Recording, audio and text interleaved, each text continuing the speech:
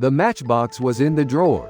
Lee Jae-ho stopped. An old paper matchbox, yellowed with age, one side slightly dented. No matches inside. Something else was there. A piece of paper folded very small. Just small enough to fit. He removed it carefully and unfolded it. His father's handwriting, pressed firmly with a pen. Faded but readable. Seo Chang-hui. This matchbox came from him. I was wrong back then. I could not apologize. It has been 20 years.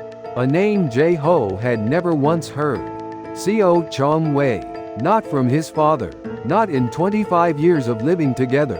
And yet his father had kept this matchbox for 20 years. In a drawer. Without a single word. His father had died 42 days ago. Before dawn, he had come out of his room to find him on the floor. Heart failure. His heart had been weak for years. The night before had given nothing away. Dinner, television, the usual cough, bed. Nothing more. The funeral had passed. His older brother came from far away and left after 3 days. Jae-ho remained alone. His mother had died when he was 13. After that, he and his father had lived together in this house. For 25 years, now only Jae-ho remained. He had not moved a single thing from his father's room. Not the cushion, not the teacup, not the slippers. For more than a month he had put off sorting. Today he had finally made himself go in. Desk first, third drawer, back corner, the matchbox. His father had been a quiet man. About his earlier working years he had been even quieter than usual. Jae-ho had asked once or twice as a child. His father had answered briefly and moved on. He had not asked again. That was how things were in this house. But this matchbox was different. His father had kept it in a drawer for 20 years. With a note that said I was wrong. I could not apologize. It has been 20 years. The next morning he went to find the oldest resident of the village. A man named Yi Bong-soo, close to 80, who had known his father since they were young. He showed him the note. He said the name Seo Chang-hui. The old man thought briefly and nodded. I know that name. He and your father worked at the same workplace when they were young. He was not from this village. He came from elsewhere. I do not know what happened between them. Your father never mentioned it. But I remember that around that time your father did not seem himself. Something was weighing on him. Now I understand what it might have been. Jae-ho returned home and spent 2 days thinking. On the third morning he began making inquiries. Through his brother's connections. 5 days passed. Then word came. A man named Seo Chang-hui was living in a riverside village 2 hours to the west. The age matched. He called. The man answered. He sounded to be in his late 60s. Jae-ho said, my name is Lee Jae-ho. I am the son of Lee Jong-sik. The line went quiet. Then the man said Jong-sik. His voice changed. A little heavier. A little slower. Jae-ho said my father died 42 days ago. I found a matchbox while sorting through his desk. There was a note inside. Your name was in it. I would like to come and see you in person. Another pause. Then come. The next morning Jae-ho took the early bus with the matchbox in his coat pocket. 2 hours. A riverside village. Warm April wind carrying the smell of the water. The river sounded alive. Spring. He found the house. A small vegetable plot in the yard. Spring greens just pushing through the soil.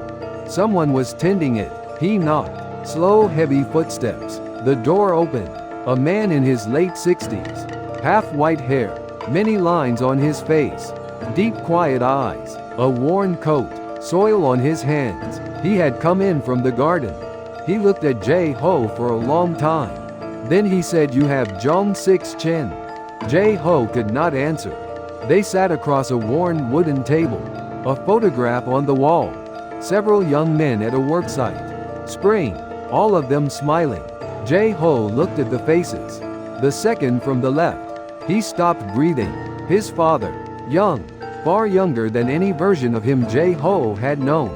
But the same face. The same eyes. The same small crease beside the mouth. Smiling. A version of his father he had never seen. Jae-ho placed the matchbox on the table, then the note beside it. The man looked at the matchbox. He picked it up. His hands moved slowly over the dented surface, the faded paper. He looked at it for a long time.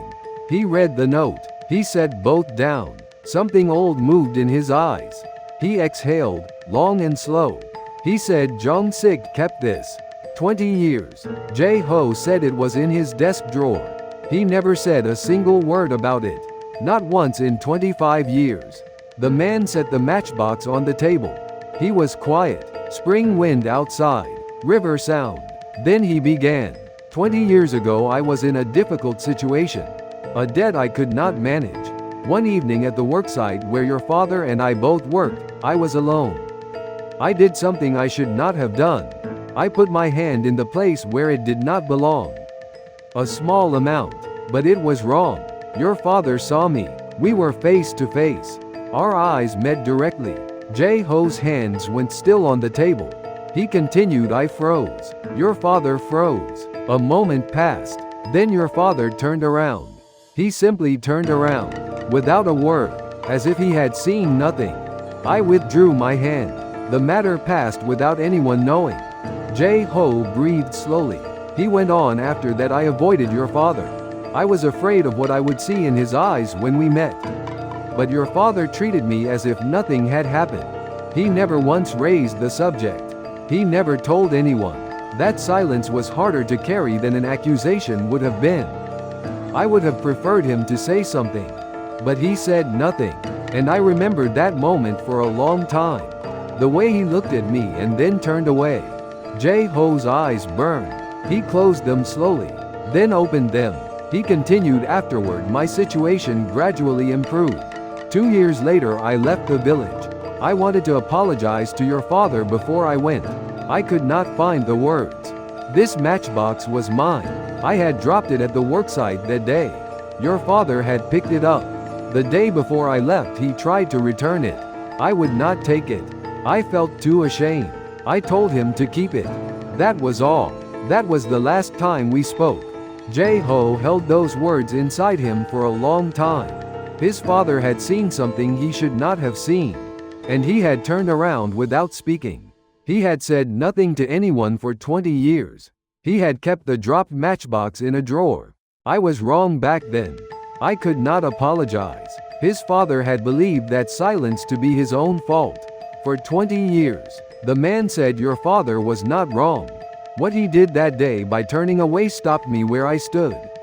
That turning away is what kept me from going further down the wrong path. He saw my mistake with his own eyes. And he chose to unsee it. That was what changed something in me. Jae-ho said I will say what my father could not say. He carried the weight of that moment for 20 years. He kept your matchbox because he could not let it go. He wrote that note so that I would find the person it came from.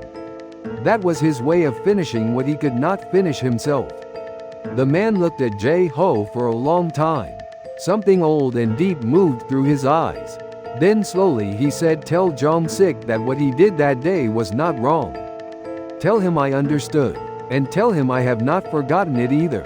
Would you have told this man that your father had nothing to apologize for? Or would you have simply let his words be what they were and left it at that? The two men sat without speaking. The matchbox lay on the table between them. An empty matchbox, yellowed with age, 20 years in a drawer. The river sounded outside. Spring had come, completely and fully come. The man said, take the matchbox back. Jong-sik kept it for 20 years. It belongs with his son now. You came today. That is enough. Jae-ho took it with both hands. Light, empty. But 20 years of his father's hands had held it. Every time he opened that drawer, his father's weight pressing down on that small square of paper with. I was wrong back then. Wondering how to say it. Never finding the way. He came home after dark. His father's room. His father's desk. He opened the third drawer. The place where the matchbox had been. He placed it back, along with the note. He closed the drawer. His father had been a quiet man. But not a man without conscience. He had turned away from a mistake he had witnessed.